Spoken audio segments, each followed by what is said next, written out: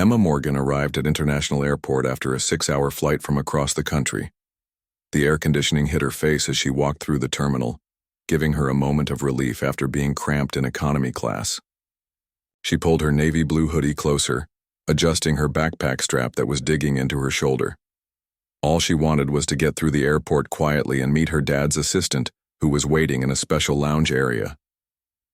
Emma wasn't looking for special treatment. In fact, she preferred blending in with the crowd. Her father, James Morgan, had served as a diplomat for years, but Emma never got used to the occasional recognition.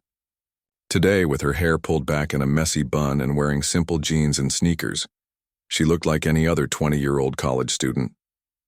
The main terminal buzzed with activity, families reuniting, business travelers rushing with rolling suitcases, and airport staff directing the flow of people. Emma checked her phone, reading the text from her father's assistant. "I'm in the diplomat's lounge. Security knows you're coming." She made her way toward the restricted area, passing shops selling overpriced snacks and neck pillows. The smell of coffee from a nearby cafe reminded her that she hadn't eaten anything substantial since the small bag of pretzels on the plane. At the security checkpoint leading to the private lounges, Emma approached a young officer she didn't recognize. The airport had recently upgraded security after some international incidents, and there were many new faces among the staff. "Hi. I'm heading to the diplomat's lounge. I should be on your list," Emma said, pulling out her ID card. The security officer, whose name tag read Officer Reynolds, looked at her ID with a frown.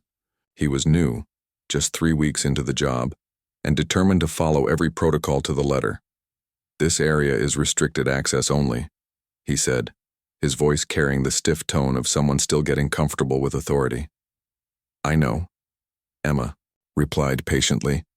"My father is James Morgan. His assistant is waiting for me inside."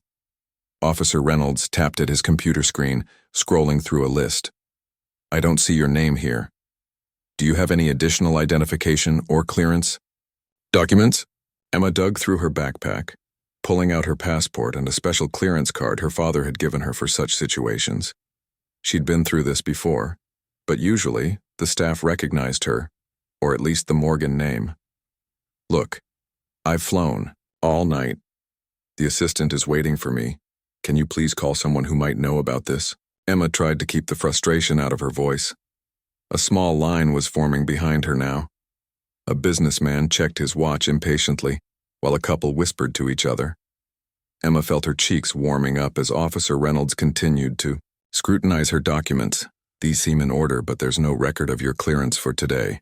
The system was updated yesterday," he explained, becoming more confident in his position. "I need to see specific authorization for today's date." Emma pulled out her phone to call her father's assistant, but the battery indicator flashed red at 2%. Before she could explain, the phone died completely. "Perfect timing," she muttered, shoving it back in her pocket. "Look, can you call the diplomat's lounge?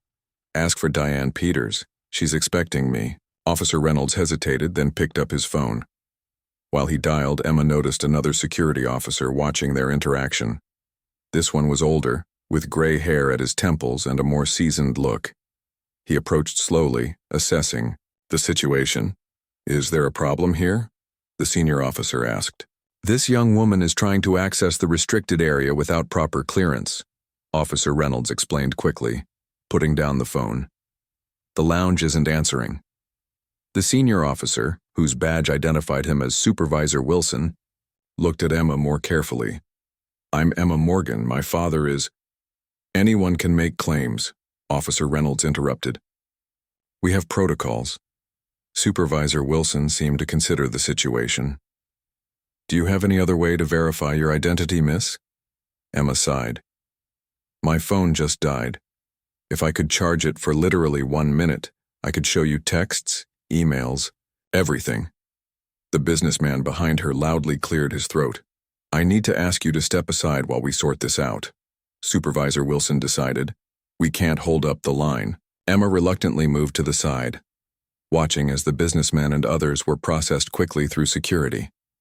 She felt a mix of frustration and embarrassment washing over her. This wasn't the first time she'd faced skepticism, but it was the first time she might actually be denied access. Officer Reynolds and Supervisor Wilson conferred quietly, occasionally glancing at her. Emma could make out phrases like security protocol and can't take chances. Finally, Supervisor Wilson approached her again. "I'm sorry, but without proper verification, we can't allow access today. You're welcome to wait in the general terminal areas." "This is ridiculous," Emma said, her patience finally wearing thin. "My father has diplomatic status. I've been through this airport dozens of times." "Then you should understand the importance of security," Officer Reynolds added, gaining confidence from his supervisor's decision. "We're going to have to ask you to return to the public area." A few onlookers had stopped to watch the scene unfold. Emma noticed a woman nudging her husband and whispering something. Great. Now people were starting to recognize her, but at the worst possible moment. "Fine," Emma said, gathering her documents and stuffing them back into her bag. "But you're making a mistake." As she was being escorted back to the main terminal by Officer Reynolds, Emma noticed a few other airport staff members watching. One woman behind a nearby customer service desk seemed to recognize her, eyes widening slightly, but said nothing as they passed. In the bustling main terminal, Officer Reynolds left her with a curt nod. "You can wait here or make other arrangements." Emma stood there, clutching her backpack, exhausted and annoyed. The airport buzzed around her, announcements echoing over the PA system, travelers rushing to gates, the constant hum of conversations and rolling luggage. She felt strangely alone in the crowd. Looking around, she spotted a charging station near a row of seats. Most ports were taken by travelers hunched over their phones, but one remained open. Emma made her way over, pulling out her charger. "Excuse me," she said to a middle-aged woman sitting nearby. "Would you mind if I use that charging port?" The woman looked up from her book. "Not at all, honey. You look like you've had a rough day." "You have no idea," Emma replied, plugging in her phone. The screen remained black for a moment before the charging symbol appeared. "Now I just need it to charge enough to make a call." The woman smiled sympathetically. "Airport troubles?" "You could say that," Emma said, not wanting to explain the whole situation. "I just need to reach someone who's waiting for me." As her phone slowly came back to life, Emma watched the travelers around her, a family with small children struggling with too many carry-ons, an elderly couple helping each other navigate the terminal map, flight crews in crisp uniforms walking purposefully toward their gates. Everyone had somewhere to be, someone waiting for them. After what felt like an eternity but was probably only 5 minutes, her phone had enough charge to function. Emma immediately called her father's assistant. "Diane, it's Emma. I'm stuck in the main terminal. They wouldn't let me through security." She explained the situation quickly. "That's absurd," Diane replied. "Your father added you to the clearance list himself. Let me call him right away." Emma thanked the kind woman for letting her use the charging station and moved to a less crowded area to wait. She knew her father would sort this out, but the whole situation was frustrating. All she wanted was a quiet place to rest before they continued their journey home. Little did she know that across town, her father was already changing his schedule, preparing to come to the airport himself. And the airport staff who had turned her away had no idea what was about to happen when James Morgan arrived. Emma paced near the airport's food court, checking her phone every few seconds.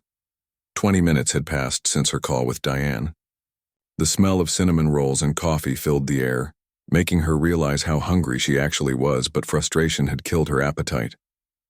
Around her, travelers moved with purpose while she felt stuck in limbo. "This is taking forever," she muttered to herself, tucking a loose strand of hair behind her ear. Officer Reynolds appeared at the edge of the food court, scanning the area, until his eyes landed on Emma. He walked toward her with another security officer, a woman with short dark hair and a serious expression. "Miss Morgan," Reynolds said, his tone noticeably more formal than before. "My supervisor would like to speak with you." Emma crossed her arms. "Oh, now you remember my name?" The female officer stepped forward. "I'm Lieutenant Garcia. There seems to have been a misunderstanding. If you'd follow us, please." A misunderstanding, Emma repeated. I've been sitting here for almost half an hour because your staff wouldn't believe me. Lieutenant Garcia nodded stiffly.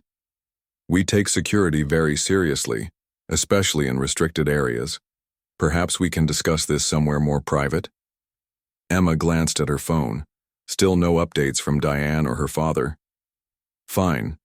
They led her through the terminal to a small office with airport security printed on the frosted glass door. Inside, Supervisor Wilson was waiting, along with an older man in a suit who Emma didn't recognize. Miss Morgan, please have a seat, Supervisor Wilson said, gesturing to a chair across from his desk. His tone had changed completely, no longer dismissive but cautiously respectful. Emma remained standing. I'd rather not. My father's assistant is waiting for me and I've already been delayed enough. The man in the suit cleared his throat. Miss Morgan, I'm Thomas Blackwell, Airport Operations Director. We've received a call regarding your situation. Let me guess. From my father's office? Emma said. Blackwell nodded. Yes. There appears to have been an error in our security clearance database. The system update last night seems to have removed several approved individuals, including yourself. Officer Reynolds shifted uncomfortably by the door. Emma noticed a thin layer of sweat on his forehead. So I was right all along, Emma said, unable to keep the edge from her voice. I told your officer I had clearance. Supervisor Wilson stepped forward. We were simply following protocol, Miss Morgan. In matters of security, we can't make exceptions based on verbal claims. And I understand that, Emma replied. But the way I was treated, like I was trying to sneak in or something, that was unnecessary. Lieutenant Garcia looked at Emma with a softer expression. We apologize for any discomfort this caused you. We're working to fix the database issue right away. Emma checked her phone again. A text from Diane had finally come through. Your father is on his way. ETA 15 minutes. She looked up at the group of security personnel. My father's coming here himself. He'll be here in about 15 minutes. The change in the room was immediate. Blackwell straightened his tie, and Supervisor Wilson's eyes widened slightly. There's really no need for Ambassador Morgan to come. Personally, Blackwell said quickly. We can escort you to the diplomat's lounge immediately. It's too late for that, Emma replied. He's already on his way. Officer Reynolds looked like he wanted to disappear. He whispered something to Lieutenant Garcia, who shook her head firmly. Supervisor Wilson cleared his throat. While we wait for your father, perhaps you'd like some refreshments, coffee, water? Emma almost laughed at the sudden hospitality. Water would be fine, thank you. As Lieutenant Garcia left to get water, Emma finally took a seat. The atmosphere in the room had shifted from interrogation to awkward anticipation. No one seemed to know what to say. So, Emma said after a moment of uncomfortable silence, is this how all travelers get treated, or was I special? Blackwell jumped in before Wilson could respond. We handle thousands of travelers daily, Miss Morgan. Our security team is trained to be thorough. Thorough is fine. Disrespectful isn't, Emma said simply.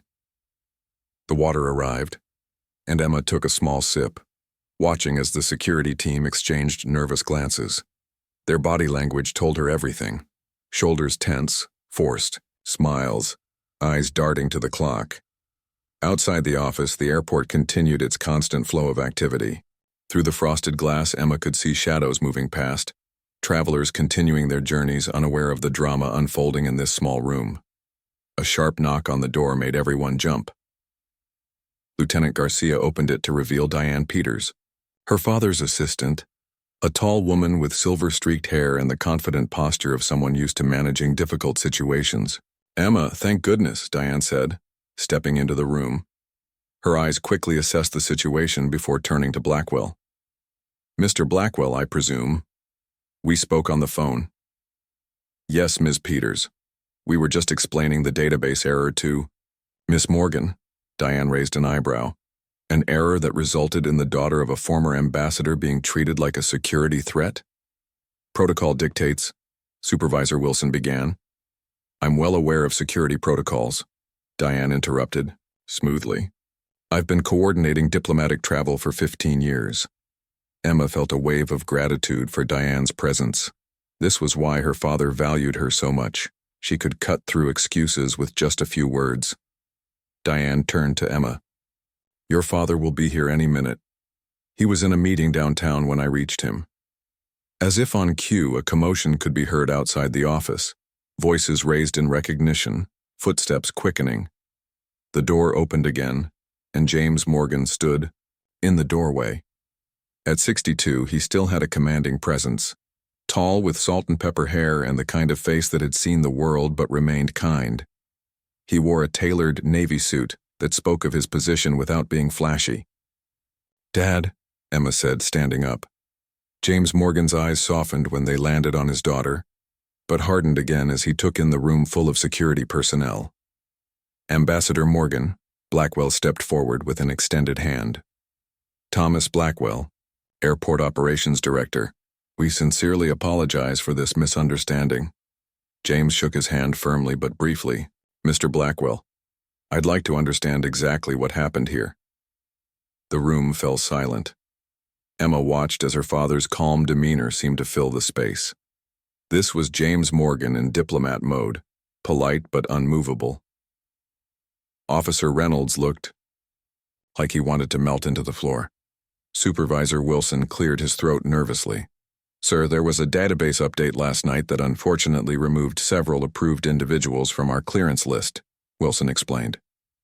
"When your daughter couldn't provide additional verification, we followed standard protocol."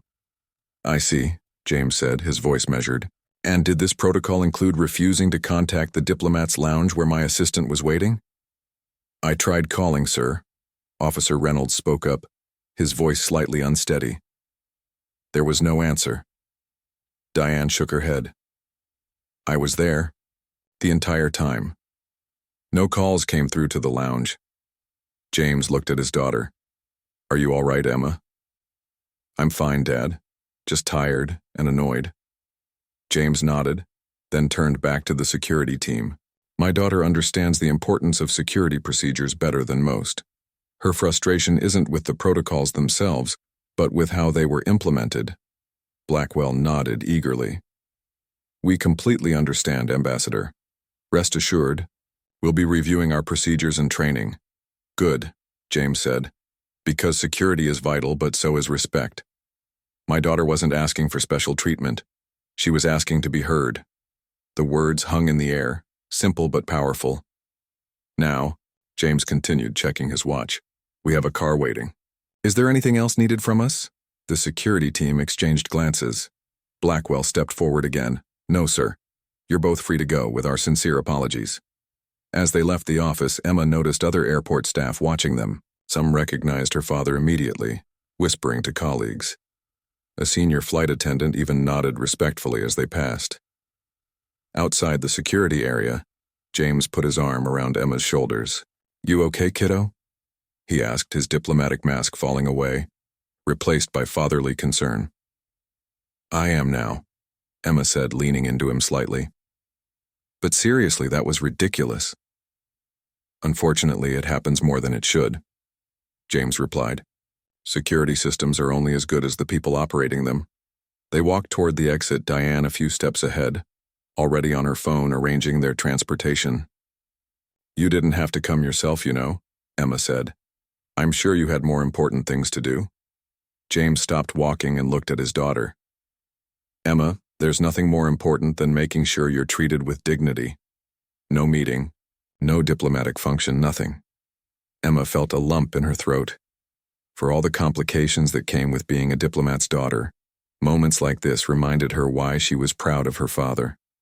"Besides," James added with a small smile, "I don't think they'll make the same mistake again." Behind them, through the large airport windows, Emma could see Officer Reynolds watching them leave. His expression a mixture of embarrassment and realization. Sometimes lessons came in unexpected ways, and today, he'd learned one he wouldn't soon forget. The afternoon sun cast long shadows through the airport's glass walls as Emma, her father James, and Diane walked toward the exit. Emma's shoulders relaxed for the first time since she'd arrived at the airport hours ago. The cool air from the building's air conditioning brushed against her face, a welcome relief from the tension that had been building inside her. "The car should be out front," Diane said, checking her phone. "I've asked them to take us directly to the hotel." James nodded. "Good thinking. I think we could all use a moment to decompress before dinner." As they approached the main doors, Emma noticed Airport Director Blackwell hurrying after them, slightly out of breath by the time he caught up. "Ambassador Morgan," Blackwell called, his voice carrying across the polished floor. "A moment, please." James turned, his expression neutral but questioning. Emma recognized that look. Her father was giving the man a chance, but his patience was wearing thin. "What can I do for you, Mr. Blackwell?" James asked. Blackwell straightened his tie nervously. "Ambassador, I wanted to personally assure you that this incident will be thoroughly investigated. We're already reviewing our security protocols and training procedures." "I appreciate that," James replied evenly. "Additionally," Blackwell continued, lowering his voice slightly, "the officers involved will be required to attend additional customer service training." Emma couldn't help but smirk at the thought of Officer Reynolds sitting through hours of training videos about respecting travelers. "Training is important," James acknowledged. "But so is understanding. Your officers were doing their jobs, perhaps overzealously, but their intention was security." Blackwell looked surprised at James's measured response. "That's very understanding of you, Ambassador." "My concern," James continued, "is the system failure that removed my daughter from the clearance list in the first place. That seems like the more serious issue." Emma watched as her father masterfully shifted the conversation from blame to problem-solving. This was what had made him an effective diplomat, the ability to find the real issues beneath the surface conflicts. Blackwell nodded eagerly. "You're absolutely right. Our IT team is already looking into it. It appears several other diplomatic family members were also removed during the update." "Then I suggest focusing your energy there," James said, "and perhaps implementing a better verification process when these situations arise." "Yes, sir. We'll make those changes immediately." Blackwell hesitated, then added, "Again, my deepest apologies to you and your daughter." As Blackwell walked away, Emma turned to her father. "You let him off pretty easy." James smiled slightly. "What would you have preferred? That I demand Officer Reynolds be fired?" "Maybe," Emma admitted with a small laugh. Her father shook his head. That young man was following what he thought was the right procedure. The real failure was in the system and the lack of backup verification options. Outside, their black sedan waited at the curb. The driver, a middle-aged man with a friendly smile, opened the door for them. "Ambassador Morgan, it's good to see you again," the driver said with a slight bow of his head. "Likewise, Peter," James replied. "I'm afraid we're running a bit behind schedule." "No problem at all, sir. Traffic is light today."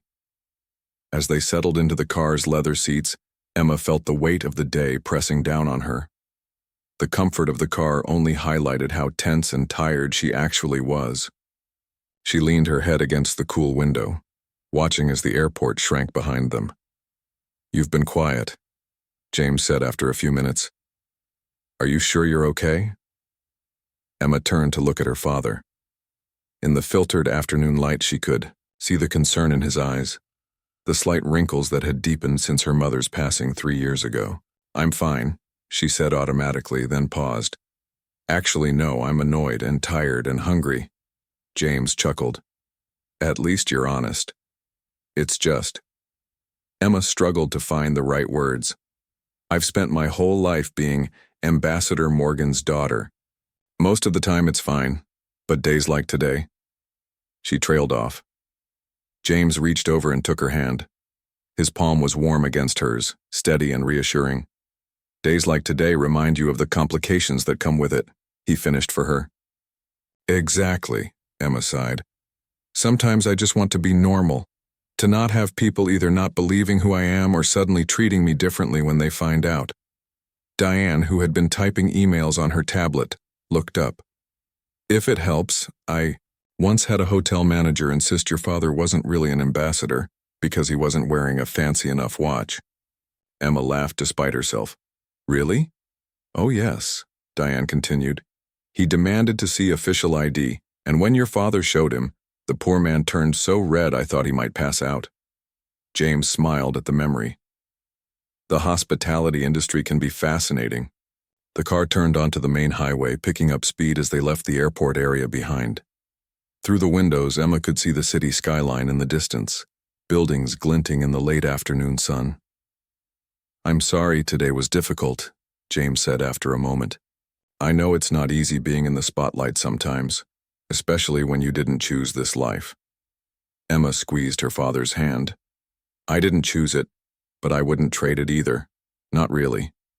How many college students get to see the world the way I have, or meet the people I've met?"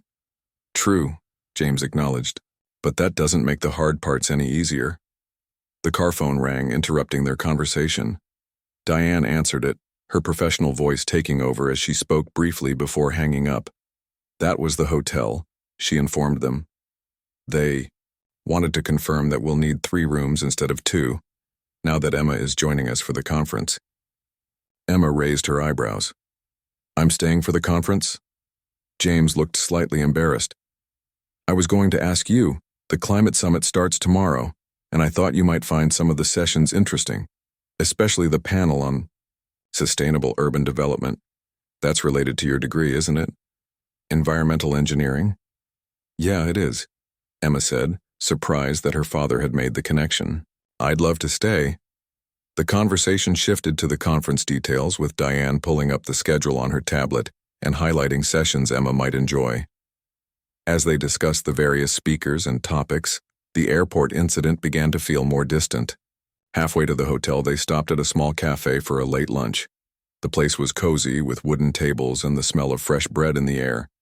Emma ordered a large sandwich and soup, suddenly aware of how hungry she really was.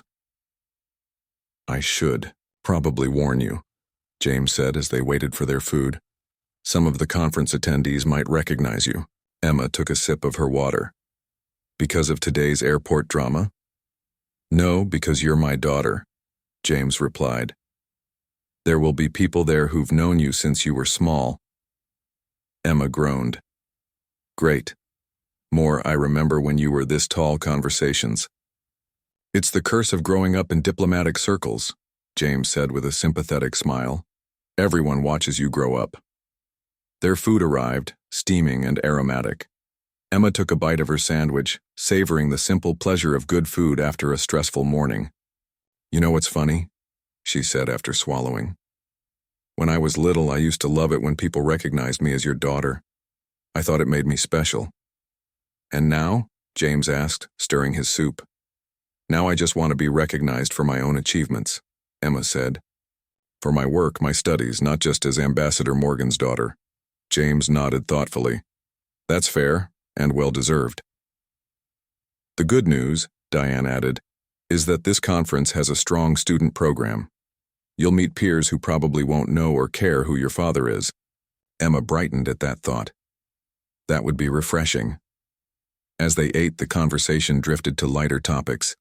Campus life, James's recent fishing trip, Diane's new apartment.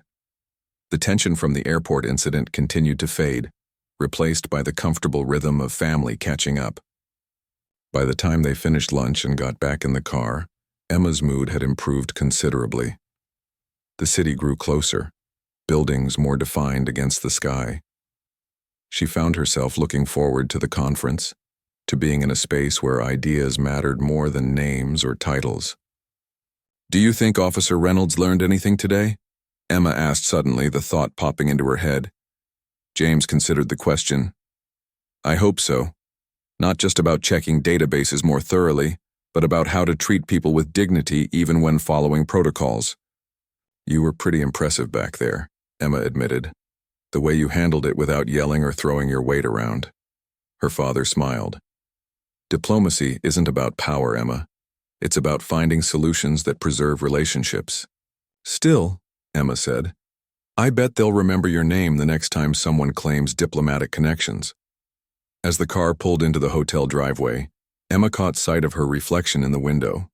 She looked tired, but somehow more grown up than she had that morning. Maybe it was the way she had handled herself during the confrontation, Or maybe it was simply the perspective that came from weathering difficult moments. Either way, as she stepped out of the car into the warm afternoon air, she felt different. The airport incident had been frustrating, even humiliating, but something good had come from it. A deeper understanding of her father's world and, perhaps more importantly, her place within it and beyond it. The hotel doorman greeted them with a smile, not knowing or caring who they were. Emma smiled back, enjoying the simple anonymity of the moment.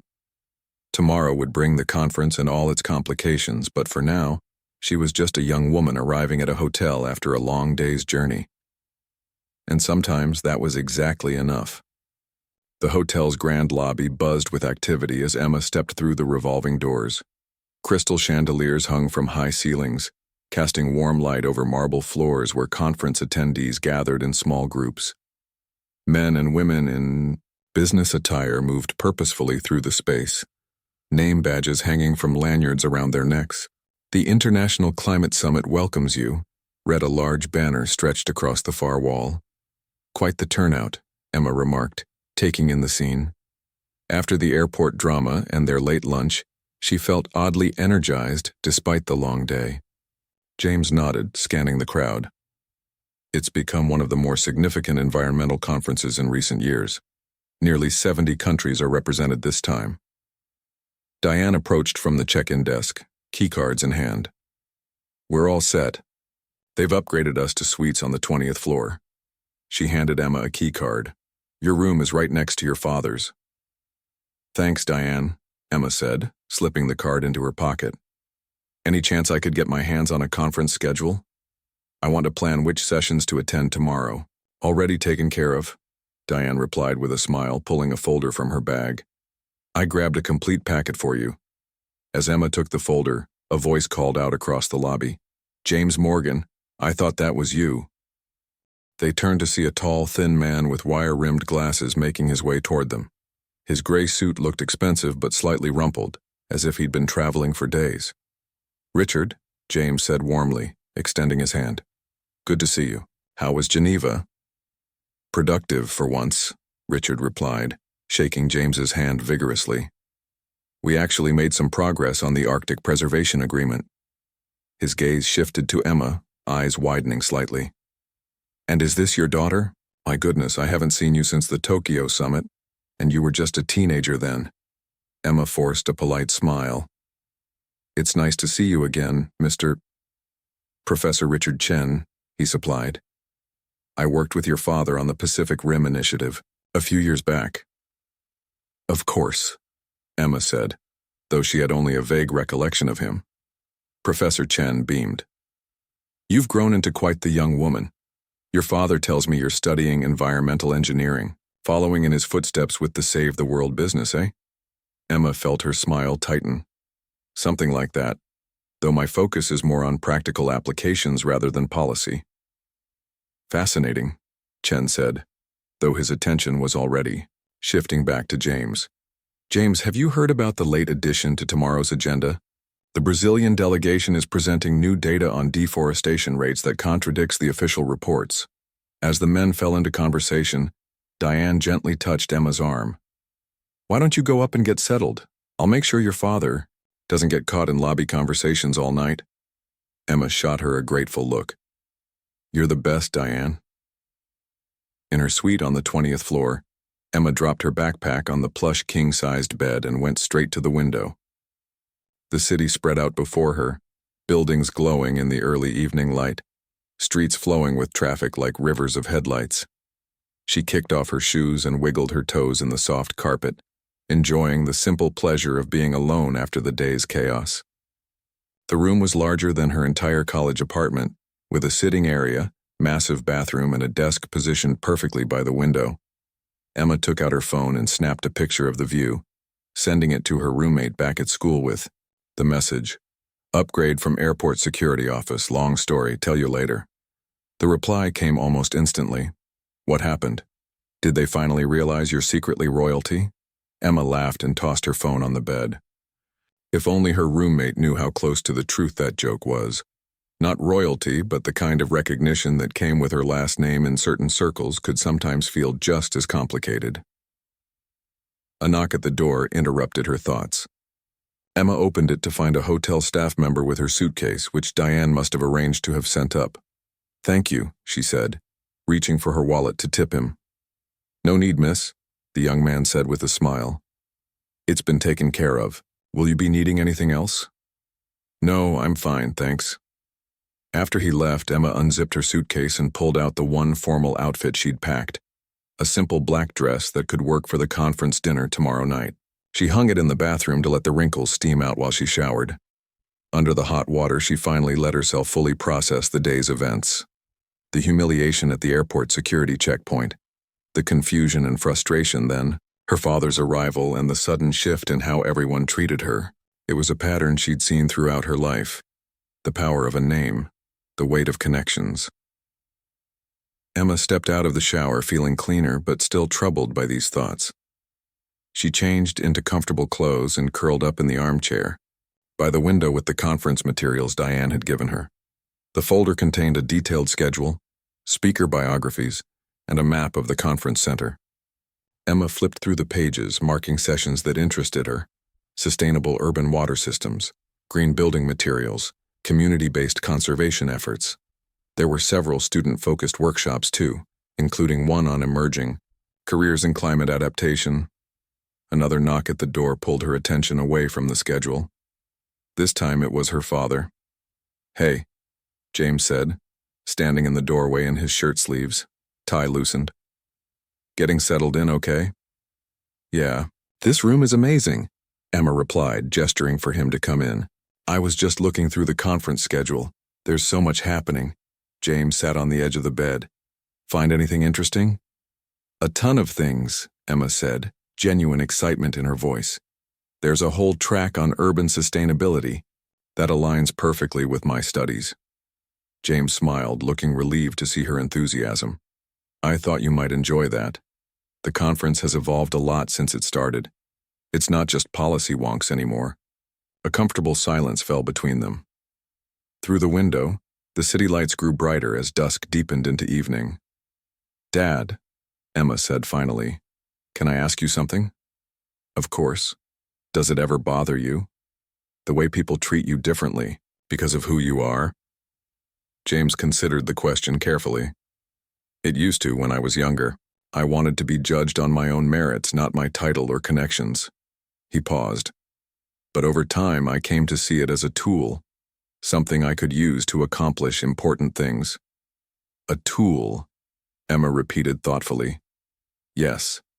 The respect, or fear, sometimes, that comes with position can open doors. The trick is remembering why those doors need to be opened in the first place." James leaned forward. "It's not about me or my ego. It's about the work." Emma nodded slowly. "I think that's what bothered me today. Those security officers weren't seeing me at all. First I was nobody, then suddenly I was somebody, but neither had anything to do with who I actually am." "That's a profound observation," James said softly. A gentle knock interrupted them, and Diane peeked in. "Sorry to intrude, but the Secretary General just arrived downstairs and is asking for you, James." James sighed but stood up. "Duty calls. Will you join us for dinner later, Emma? Around 8? "Sure," Emma replied. "I'll meet you in the lobby." After her father left, Emma returned to the window, watching the city lights flicker against the darkening sky. Her conversation with her father had given her something to think about, the idea of privilege as a tool rather than just a burden or a benefit. She was still deep in thought when her phone buzzed with a news alert. Curious, she picked it up and felt her stomach drop as she read the headline. "Diplomatic Incident at International Airport. Ambassador Morgan's daughter detained by security." "You've got to be kidding me," she muttered, quickly opening the article. The story was brief but detailed enough to be recognizable. It described how the daughter of former Ambassador James Morgan had been denied access to a restricted area and escorted from security before her father arrived to resolve the situation. There was even a quote from an anonymous airport source calling it a regrettable misunderstanding, Emma's cheeks burned as she imagined people reading about the incident, discussing it, maybe even other conference attendees recognizing her from the story. Just as she was about to text her father about it, another notification appeared. This one, a direct message on her social media account from someone named Alex Parker. "Hey, saw the news about what happened at the airport. That's rough. I had a similar experience last year. Security theater at its finest. If you want to vent to someone who gets it, I'm around. I'm at the climate conference too, presenting in the Student Innovation Showcase tomorrow." Emma stared at the message, surprised. She didn't know this Alex person, but they were reaching out with genuine understanding rather than curiosity or judgment.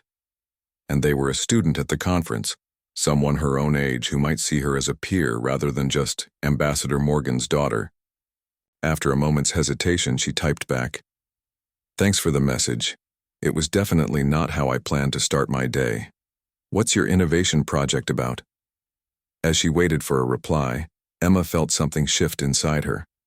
Maybe some good could come from this embarrassing incident after all. Maybe in a strange way it was helping her connect with people as herself, rather than as her father's daughter. The reply came quickly. "Working on low-cost water filtration systems for rural communities. Nothing fancy, but practical. I'm in the exhibit hall from 10:12 tomorrow if you want to stop by. No pressure, though." Emma smiled and added the student showcase to her mental schedule for tomorrow. She might have started the day feeling humiliated and powerless, but she was ending it with new possibilities. Outside her window, the city continued its evening rhythm, lights blinking, traffic flowing, millions of stories playing out in buildings across the skyline. Emma's story was just one among many, but tonight, it felt like it might be taking an interesting turn. She glanced at the clock. Almost time to meet her father for dinner. With a new sense of purpose, she stood up and got ready to head downstairs, curious about what the evening and tomorrow might bring. Morning sunlight streamed through the hotel room curtains Emma had forgotten to close the night before. She blinked awake, momentarily confused by the unfamiliar ceiling above her. The events of yesterday flooded back. The airport incident, her father's intervention, the news article, and the message from Alex about the student showcase today. Emma reached for her phone on the nightstand and checked the time, 7:15 a.m. The first conference sessions wouldn't start until 9 a.m., giving her plenty of time to get ready. She scrolled through her notifications, grimacing when she saw the Cobbing as new system. People who, unlike her, didn't have famous fathers to come to their rescue. Maybe her humiliation had served a purpose after all. As the keynote speaker began addressing climate challenges, Emma felt a new sense of perspective settling over her. Yesterday's airport drama now seemed less like a personal embarrassment and more like a small ripple that had created unexpected positive change. She glanced toward where Alex sat in the audience, now deeply engaged in the presentation. Later, she would visit his water filtration exhibit and learn about practical solutions that could help communities. Tonight, she would have dinner with peers who saw her as a fellow student first, not a diplomat's daughter. The incident that had seemed so mortifying just 24 hours ago had somehow opened doors to new connections and even sparked institutional change. Emma couldn't help but smile at the irony. Sometimes being kicked out of places led to finding exactly where you belonged. As the speaker displayed graphs of rising sea levels and changing weather patterns, Emma leaned forward, focused now on the urgent work that had brought them all together. The real reason she was here, beyond names or titles or airport mishaps.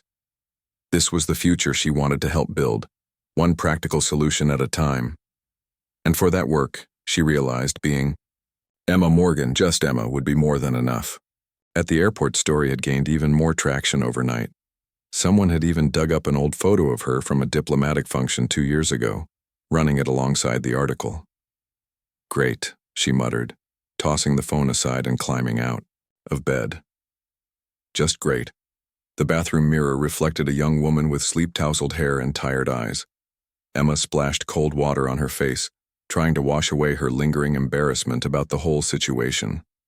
Last night's dinner had been a whirlwind of introductions as her father had introduced her to various diplomats and environmental experts. many of whom had clearly read the news story but were too polite to mention it directly. Today is a new day, she told her reflection firmly. Focus on the conference, not the drama. After a quick shower, Emma, dressed in dark jeans, a crisp blue button-down shirt, and comfortable flats. Professional enough for the conference, but not trying too hard. She pulled her hair back into a neat ponytail and applied minimal makeup, just enough to look polished. A gentle knock at her door announced the arrival of room service, a tray with fresh fruit, yogurt, and coffee that Diane had thoughtfully arranged the night before. Emma balanced the tray on the desk by the window, eating as she looked out at the city in daylight. The view was even more impressive now, with the morning sun glinting off glass buildings and the distant mountains visible on the horizon. Her phone buzzed with a text from her father. Morning briefing running long. Meet you at the opening session? Your seat is reserved in the front section. Emma replied quickly. Sounds good. See you there. She finished her breakfast, gathered her conference materials into a small messenger bag, and headed downstairs. The Cass hotel lobby was transformed from last night, now bustling with attendees collecting name badges and conference materials. Emma joined the line for the registration desk, scrolling through her phone while she waited. Excuse me, a voice said beside her. You're Emma Morgan, right? Emma looked up to find a young man about her age, tall, with curly dark hair and glasses, wearing a conference badge that identified him as a student presenter.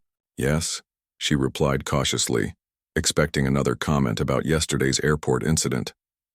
I'm Alex Parker, he said, offering his hand. We messaged last night about the water filtration project. Emma's face broke into a genuine smile as she shook his hand. Oh yes, of course, nice to meet you in person. Likewise, Alex said, returning her smile. I wasn't sure if I'd run into you before my presentation. The conference is huge. I was actually planning to check out the student showcase later, Emma told him. Your project sounds interesting. Really? Alex looked pleased. It's not as flashy as some of the other displays, but I think it has real-world potential.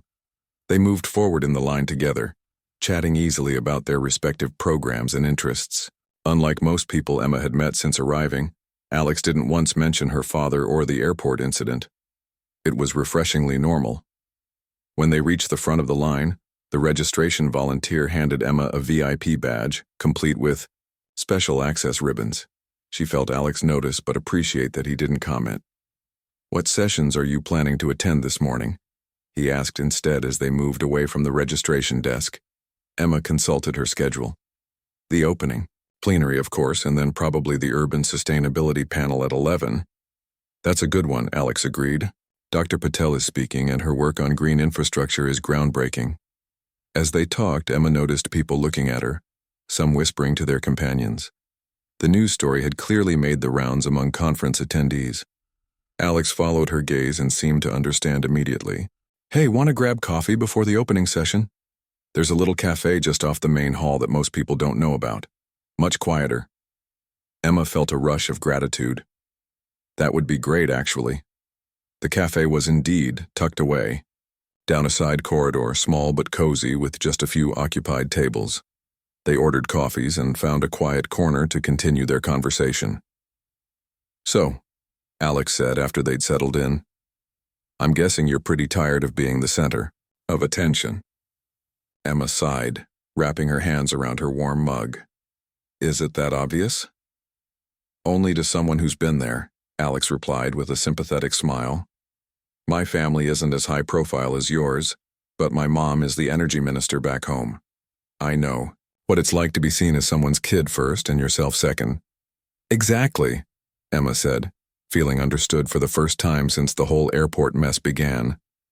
Yesterday, I went from being treated like a security threat to being treated like royalty in the span of an hour, and neither had anything to do with me as a person, Alex nodded. It's like living in someone else's shadow even when you love and respect that person. Yes, Emma agreed. And the thing is, I am proud of my dad and the work he does.